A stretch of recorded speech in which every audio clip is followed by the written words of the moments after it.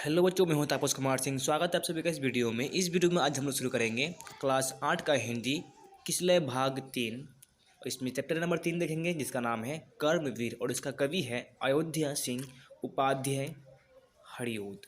ठीक है बच्चों, तो इसका पहले हम लोग देखेंगे आज व्याख्या। और व्याख्या शुरू करने से पहले हम लोग इसका शब्दार्थ देखेंगे और शब्दार्थ। और बच्चों, इससे पहले आप लोग से एक रिक्वेस्ट है कि अगर आप लोग हमारे यूट्यूब चैनल को अब तक सब्सक्राइब नहीं किए हैं तो सब्सक्राइब कीजिए और बेल आइकन को जरूर दबाइए। और अगर आप लोग को ये वीडियो अच्छा लगे तो इस वीडियो को लाइक जरूर कीजिए। तो बच्चों शुरू करते हैं। पहले हम लोग आज शब्दार्थ। ठीक है, तो इसमें कुछ शब्दार्थ दिया हुआ है। बाधा, बाधा का मतलब होता है रुकावट, डर यानी कि भय। ठीक है। विविध, विविध का मतलब होता है विभिन्न यानी कि अनेक प्रकार की, यानी कि अलग अलग, जिसको हम लोग बोल सकते हैं। बहु का मतलब होता है बहुत ज़्यादा। भाग का मतलब भाग्य। ठीक है। आन का मतलब है गौरव की भावना, प्रतिज्ञा या फिर संकल्प की भावना। येतना का मतलब होता है प्रयास। उज्ज्वल का मतलब चमकीला। बेड़ा का मतलब जलयान। विभव का मतलब ऐश्वर्य या फिर दौलत। सपूत का मतलब अच्छा बेटा। यानी कि ये हो गया हम लोग का शब्दार्थ। ठीक है, तो जो इस कविता में प्रयोग होने वाले हैं। तो बच्चों अब देखते हैं हम लोग पहला इसमें छंद, यानी कि जो पद है, पदखंड है कर्मवीर का। ठीक है, तो पहला पदखंड इसमें कहता है, देख कर बाधा विविध बहु विघ्न घबराते नहीं, रह भरोसे भाग के दुख भोग पछताते नहीं, काम कितना ही कठिन हो किंतु उकताते नहीं, भीड़ में चंचल बने जो वीर दिखलाते नहीं, हो गए एक आन में उनके बुरे दिन भी भले, सब जगह सब काल में वे ही मिले फले फूले, यानी कि फूले फले। ठीक है बच्चों, तो ये है हम लोग का कर्मवीर कविता का पदखंड। ठीक है, तो अब इसका हम लोग भावार्थ देखेंगे। भावार्थ में क्या लिखा है? उद्धृत पदखंड यानी कि प्रस्तुत पदखंड में कवि अयोध्या सिंह उपाध्याय हरिओद जी ने कर्मवीरों की विशिष्ट पहचान, उनके कर्तव्यों, कर्म की प्रतिष्ठा और पुरुषार्थ गुणों को बताते हुए कहा है कि जो कर्मवीर होते हैं उनके वे अनेक बाधाओं और विघ्नों को देखकर भी घबराते नहीं हैं। वे भाग्य के भरोसे रहकर दुख नहीं भोगते हैं और न ही पछताते हैं। कठिन से कठिन काम से भी कभी वे उकताते नहीं, भीड़ में चंचल बनकर अपनी वीरता दिखलाते नहीं। उनकी कर्मठता, निष्ठा एवं पुरुषार्थ रूपी एक आन यानी कि संकल्प की भावना, प्रतिज्ञा जिसे हम लोग कहते हैं, से बुरे दिन भी अच्छे में बदल जाते हैं। उनकी कर्मठता, कर्म की निष्ठा, कर्म के प्रति भक्ति, पुरुषार्थ का मतलब जो होता है जो लगातार कोशिश करते रहता है। ठीक है, उसको पुरुषार्थ रूपी आन यानी कि संकल्प की भावना जो है बुरे दिन भी उसका अच्छे में बदल देता है। ठीक, तो ये होता है कर्मवीर के गुण। तो बच्चों अब अगला पदखंड में है आज करना है जिसे करते उसे है आज ही, सोचते कहते हैं जो कुछ कर दिखाते हैं वही, मानते जी की है सुनते हैं सदा सबकी, कहीं जो मदद करते हैं अपनी इस जगत में आप ही, भूलकर वे दूसरों का मुंह कभी ताकते नहीं, कौन ऐसा काम है वे कर जिसे सकते नहीं। इसका अब हम लोग अर्थ समझेंगे, भावार्थ समझेंगे। ठीक है, तो इसमें क्या कहा गया है?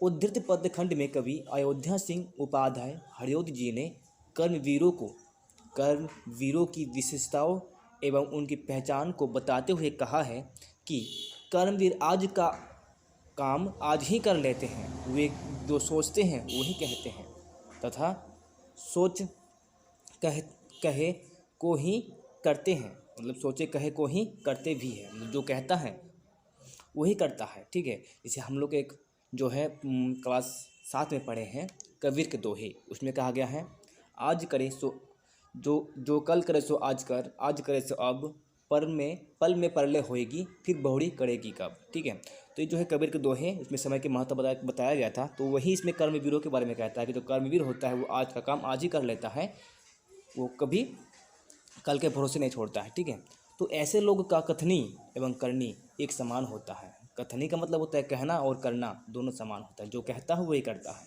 वे सबकी बातें सुनते हैं लेकिन उन्हें जो अच्छा लगता है वही करते हैं। जो अपनी मदद स्वयं करते हैं, भूलकर भी वे दूसरे से मदद के लिए मुंह नहीं ताकते, मतलब दूसरे से मदद नहीं मांगते कभी हुए। ठीक है, वो दूसरे के मोहताज नहीं होते हैं, कभी वो दूसरे का परोपकार नहीं लेता है। ठीक है, तो ये था दूसरा पदखंड का भावार्थ। ठीक है बच्चों, तो अगला देखते हैं पदखंड हमारे पास है, जो कभी अपने समय को यूं बिताते हैं नहीं, काम करने की जगह बातें बनाते हैं नहीं, आजकल करते हुए जो दिन गवाते हैं नहीं, यत्न करने में कभी जो जी चुराते नहीं, बात है वह कौन जो होती नहीं उनके किए, वे नमूना आप बन जाते हैं औरों के लिए। ठीक, इसमें क्या कहता है, पहले इसका हम लोग संदर्भ देख लेते हैं। प्रसंग, उद्धृत पदखंड में कवि अयोध्या सिंह उपाध्याय हरिऔध जी ने समय की महत्ता को स्पष्ट करते हुए कहा है कि कर्मवीर अपने समय को व्यर्थ नहीं बिताते हैं, अपने समय को बेकार में नहीं बिताते हैं, काम करने की जगह बातें नहीं बनाते हैं, किसी भी काम को कल के लिए नहीं टालते हैं, वे परिश्रम करने से कभी जी नहीं चुराते हैं। मतलब कोई भी काम करना होगा वो मतलब कि वो पीछे नहीं हटता है। ठीक है, जी चुराना मतलब कि पीछे हट जाना। तो उनके लिए संसार में ऐसा कोई काम नहीं है जो नहीं कर सकते हैं, वे समाज में उदाहरण स्वयं बन जाते हैं। लोग जो है ऐसे लोगों का उदाहरण स्वयं देने लगता है। ठीक है, कि उसको देखो वो ऐसा काम करता है। ठीक, तो अगला पदखंड इसमें है, चिलचिलाती धूप को चांदनी देवे बना, काम पड़ने पर करे जो शेर का भी सामना, जो कि हंस हंस के चबा लेते हैं लोहे का चना, है कठिन कुछ भी नहीं जिनके है जी में यूँ ठाना, कोस जितने ही चले पर वे कभी थकते नहीं, कौन सी है गांठ जिसको खोल वे सकते नहीं। चने का चबाना मतलब क्या है, कठिन से कठिन कार्य करना। ठीक है, लोहे के चना चबाना मतलब होता है कठिन से कठिन कार्य करना। ये एक मुहावरा है। ठीक है, तो इसका अर्थ है, उद्धृत पंक्तियों के द्वारा कवि कर्मवीरों का पुरुषार्थ, कर्मठता, निष्ठा, साहस आदि गुणों को बताते हुए कहा है कि चिलचिलाती धूप भी उनके लिए चांदनी बन जाती है, मतलब चांदनी रात बन जाती है, चाहे जितनी भी धूप हो। ठीक है, काम पड़ने पर वे शेर का सामना भी कर लेता है, काम पड़ने पर वे शेर का भी सामना कर लेते हैं, वे हंस हंस कर कठिन से कठिन काम को कर लेते हैं, जिस काम को इसमें को होगा। ठीक है, जिस काम को करने की ठान लेते हैं उनके लिए वह कठिन से कठिन काम भी आसान हो जाता है। ठीक, तो लंबी दूरी तय करने के बाद भी वे थकते नहीं हैं, सफ़र जितना लंबा हो वो कभी थकते नहीं हैं। कौन ऐसी समस्या है जिसे कर्मवीर सुलझा नहीं लेते, मतलब ऐसा कौन सा समस्या है जिसका हल वो नहीं कर सकता, जिसका समाधान वो नहीं कर सकता है।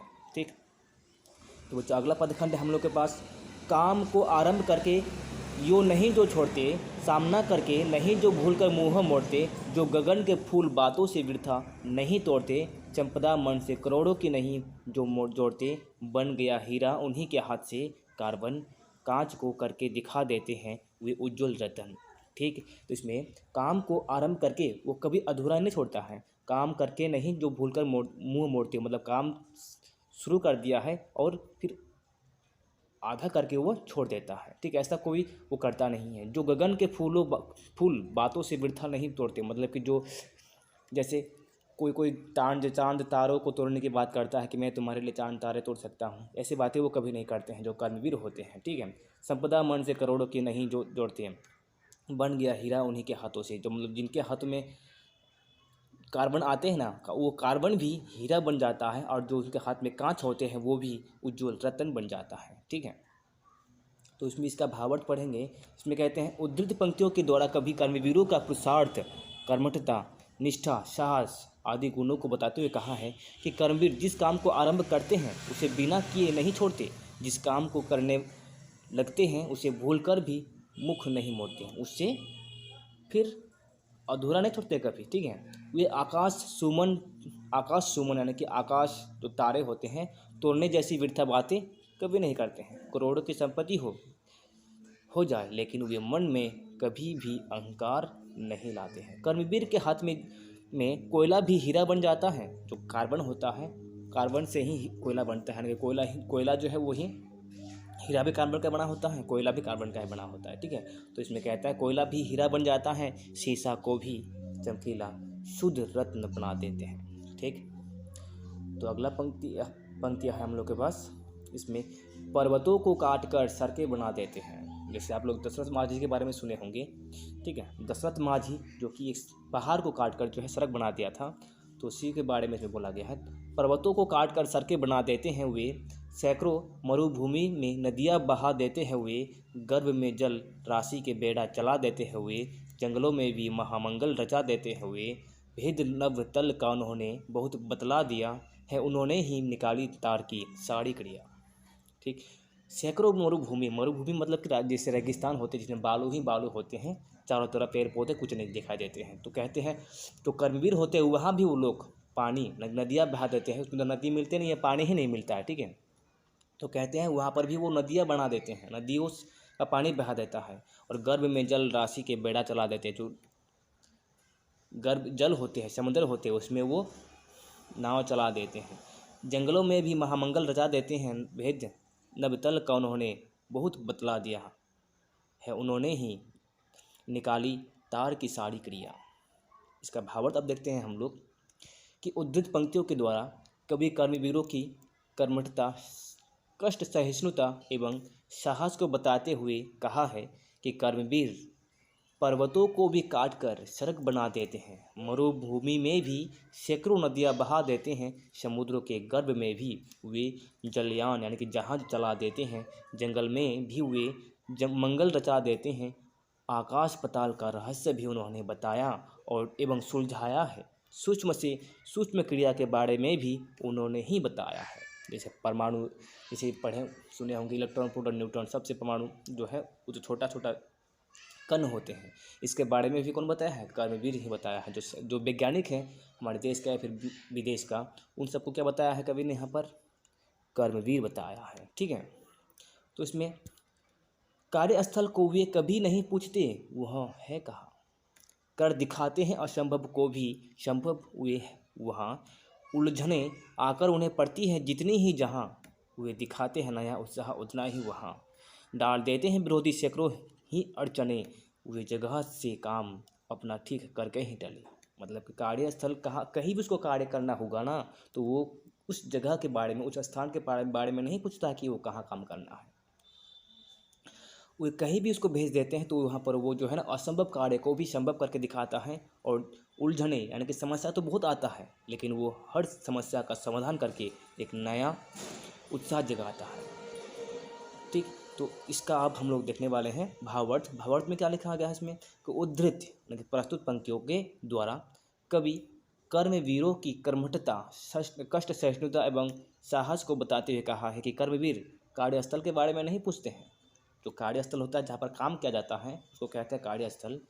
तो कार्यस्थल के बारे में नहीं पूछते हैं, किसी भी स्थल पर असंभव कार्य को संभव कर दिखाते हैं, जहाँ उन्हें अधिक उलझने दिखती वहाँ वे कार्य को और भी अधिक उत्साह से करते हैं। तो विरोधी उनके कर्म मार्ग में भले ही सैकड़ों अड़चने डाले, अड़चने का मतलब कि बाधाएं डाल दे, लेकिन वे अपना कार्य पूरा करके ही निकलते हैं। तो ये होता है कर्मवीरों की पहचान, ठीक है। तो अगला है इसमें पंक्तियाँ हमारे पास, सब तरह से आज जितने देश है फूले फले, सब तरह से आज जितने देश है फूले फले, बुद्धि विद्या धन विभव के हैं, जहाँ डेरे डले, वे बनाने से उन्हीं के बन गए इतने भले, वे सभी है हाथ से ऐसे सपूतों के पले, लोग जब ऐसे समय पाकर जन्म लेंगे कभी, देश की ओ जाति की होगी भलाई तो तभी, भलाई भी तभी।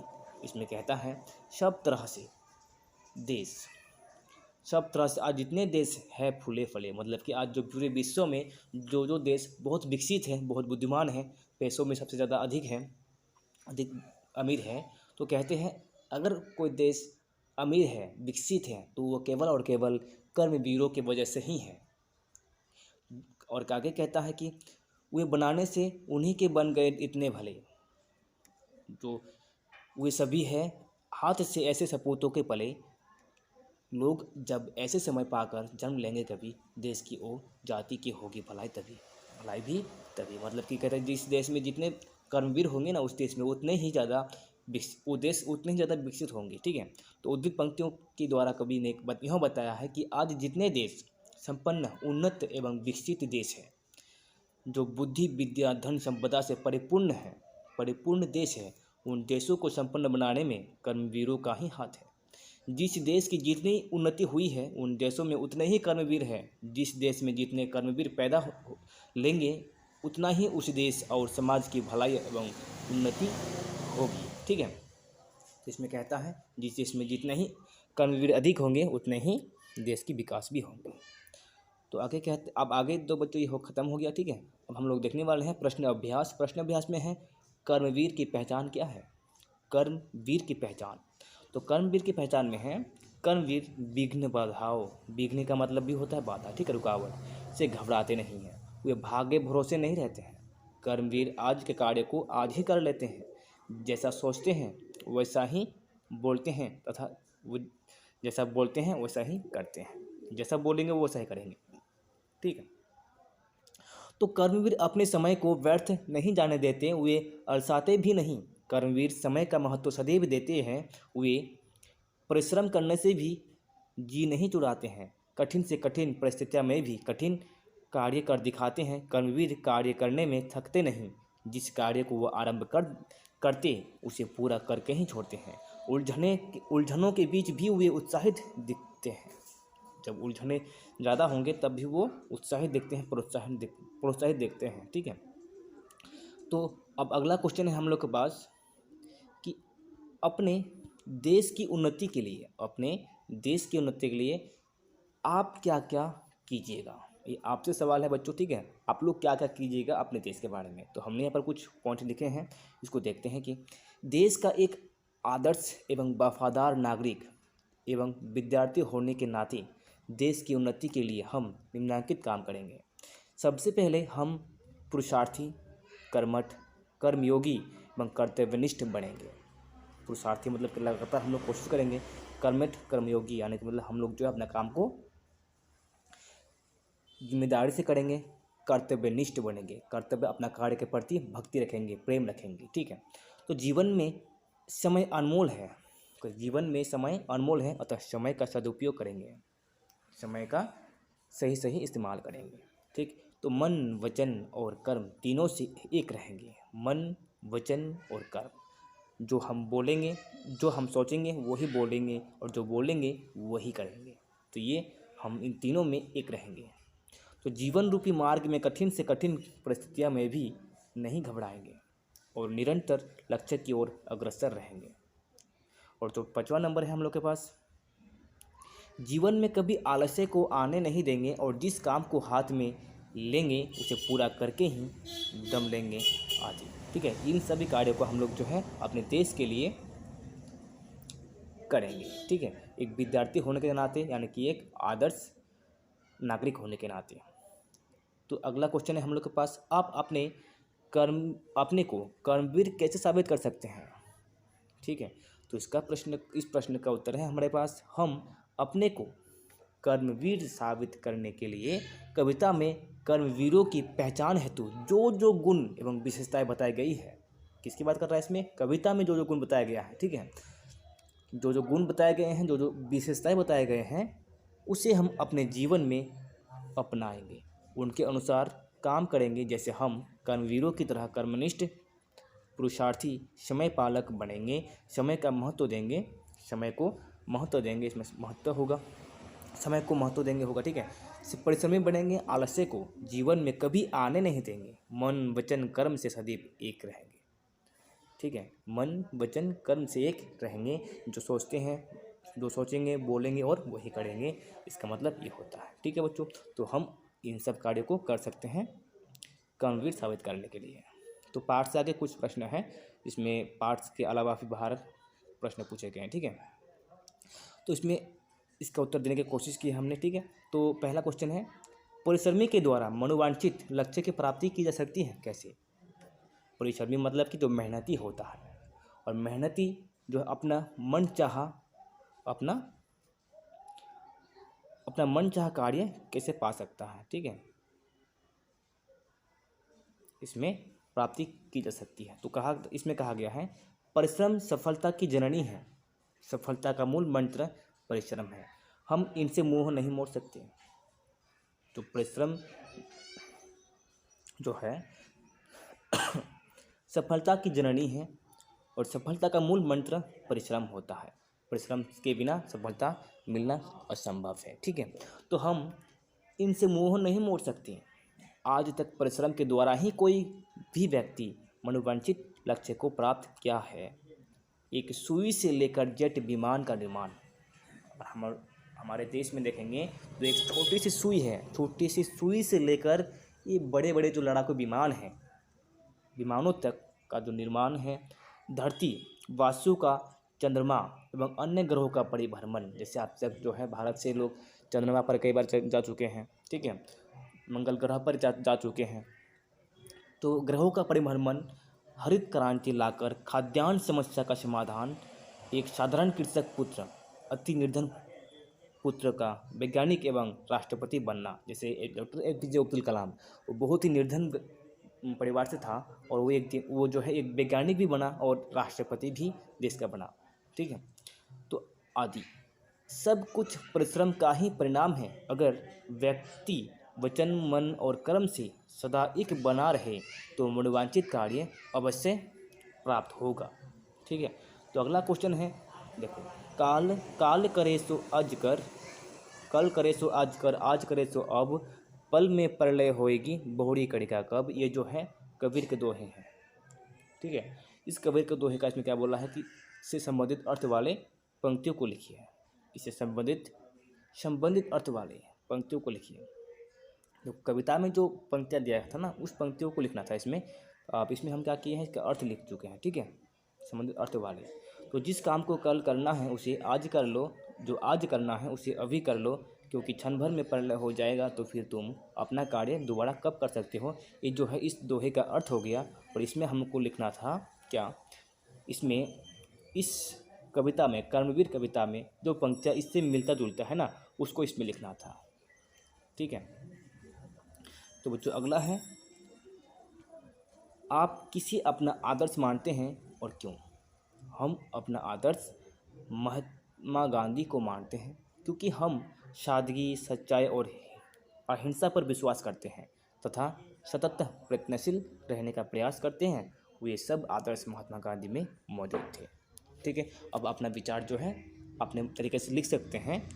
जब बहुतों के भगत सिंह हैं, सुभाष चंद्र बोस जी हैं। ठीक है, तो अब हम लोग देखेंगे इस पाठ का जो व्याकरण है, व्याकरण में क्या बोला गया है। व्याकरण में दिए गए शब्दों से विपरीत अर्थक शब्द युग्म बनाइए। जैसे अमेरिका गरीब, ठीक है, यहाँ हमें लिखना है विपरीत अर्थक शब्द। तो इसमें कुछ हम लिखे हैं, जैसे दुख का सुख होता है, कठिन का आसान, भलाई का बुराई, सुख दुख, इसमें सुख दुख डबल हो गया। ठीक है, सुख दुख, जन्म का मरण, बुराई का भलाई, सपूत का कुपुत, शूल का फूल, मरण का जन्म, कपूत का सपूत, फिर कपूत सपूत, इसमें फिर डबल हो गया। ठीक है, इसमें भी कपूत सपूत था, इसमें भी कपूत सपूत है। समर्थक का विरोधी, विरोधी का समर्थक, संभव असंभव का संभव, नव का तल, फूल का सूल, आरंभ का अंत। ठीक है, तो इसमें जो है डबल डबल दिया हुआ है। ठीक है बच्चों, तो अंत आदि इसमें जो हम लिखे हैं, टाइपिंग किए थे, उसमें डबल डबल हो गया है। तो क्या करेंगे, तो बूढ़ा का भला, भड़ा बूढ़ा, कायर वीर, वीर का कायर, संभव का संभव, कल का नव। ठीक, तो अगला देखते हैं 2 नंबर। इसमें सामान्य वाक्य, रेगिस्तान में जल ढूंढना बहुत कठिन है। सामान्य वाक्य जो वाक्य हैं, रेगिस्तान में जल ढूंढना बहुत कठिन है। अब इसको क्या करना है, मुहावरेदार वाक्य में बदलना है। इसमें एग्जाम्पल दिया हुआ है, रेगिस्तान में जल ढूंढना लोहे के चने चबाने की तरह है। ठीक है, रेगिस्तान में जो जहाँ पर बालू ही बालू होते हैं चारों तरफ, एक पेड़ पौधे ही नहीं दिखता है, एक घास का टुकड़ा भी नहीं दिखता है, उसी जगह में कहता है कि जल ढूंढना लोहे की चने चबाने की तरह है। ठीक है, तो उक्त उदाहरण की तरह निम्नलिखित सामान्य वाक्य को भी मुहावरेदार वाक्यों में बदलिए। नीचे कुछ वाक्य दिया हुआ है, इसको भी मुहावरेदार वाक्यों में बदलना है। तो रमेश अपनी माँ का प्यारा लड़का है, इसको बदलना है मुहावरेदार में। तो रमेश अपनी माँ का आंखों का तारा है, रमेश अपनी माँ का प्यारा लड़का है, तो रमेश अपनी माँ का आंखों का तारा है। ठीक है। तो अगला है, पुलिस को देखते ही चोर भाग गए। पुलिस को देखते ही चोर 9 2 11 हो गए। पुलिस को देखते ही चोर 9 2 11 हो गए। ठीक है। तो बच्चों हम यहाँ पर फिर कुछ अन्य प्रश्न उत्तर भी लिखे हैं जो कि बहुत इंपॉर्टेंट है। तो कहते हैं कर्मवीर के कवि कौन है? कर्मवीर के कवि हरिओद है, यानी कि अयोध्या सिंह उपाध्याय हरिओद। ठीक है। तो अगला क्वेश्चन है, कर्मवीर कर्मवीर कविता में किसकी विशेषता बताई गई है? इसमें कर्मवीर की, कायर की, देशद्रोही की, दीर्घसूत्री की। तो बच्चों इसका सही आंसर हो जाएगा ए नंबर, कर्मवीर की। ठीक है। तो सपूत का शब्द इसमें किसके लिए प्रयोग हुआ है? धनी के लिए, कर्मवीर के लिए, गरीब के लिए, आत्म प्रशंसा के लिए। तो कर्मवीर का जो यानी कि सपूत जो है उसका इस्तेमाल हुआ है कर्मवीर के लिए। ठीक है। तो अगला क्वेश्चन है, मरुभूमि में नदियाँ कौन बहा देता है? मजदूर, नेता, चापलूस, कर्मवीर। देखो कर्मवीर जो होता है वही जो है मरुभूमि में नदियाँ बहा देता है। ठीक है। तो अगला है, आज के काम को कल पर टालने वाले को क्या कहते हैं? जो आज का काम को कल के भरोसे टाल देता है उसे क्या कहते हैं? कायर, परिश्रमी, डरपोक, दीर्घसूत्री। ठीक है। तो इनमें से जो है बच्चों सही आंसर हो जाएगा दीर्घसूत्री। जो आज के काम को कल के भरोसे टाल देता है उसके दीर्घसूत्री कहते हैं। तो अगला है, पर्वत का पर्यायवाची है। पर्वत का पर्यायवाची, इसमें पादप, कठोर, पत्थर, गिरी। ठीक है। इनमें से क्या सही होगा बच्चों? ये जो है आप लोग के लिए छोड़ दिया है। आप लोग इसका आंसर कमेंट सेक्शन में जरूर बताएंगे कि इनमें से जो है कौन सा सही होगा। ठीक है। चलो, और ये हो गया, कर्मवीर धन संग्रह करते हैं। कर्मवीर जो है वो धन संग्रह करते हैं घूस लेकर, चोरी करके, परिश्रम करके, लूट कर। तो बच्चों ये भी आप लोग जो है कमेंट सेक्शन में बताएंगे। ठीक है। कमेंट सेक्शन में जरूर बताइएगा। ठीक है। तो अगला क्वेश्चन है, तो अगला क्वेश्चन हम लोग पास नहीं है, 6 और 7 जो है आप लोग कमेंट सेक्शन में जरूर बताइए कि इसमें पर्वत का जो है पर्यायवाची शब्द कौन सा है और इसमें कर्मवीर जो है धन संग्रह कैसे करते हैं। ठीक है बच्चों। तो बच्चों आज के लिए बस इतना ही। उम्मीद करता हूँ आप लोग को ये वीडियो अच्छा लगा होगा। अगर आप लोग को अच्छा लगा है तो कमेंट और लाइक ज़रूर कीजिए और अपने दोस्तों को भी शेयर कीजिए। ठीक है बच्चों। तो थैंक्स फॉर वॉचिंग।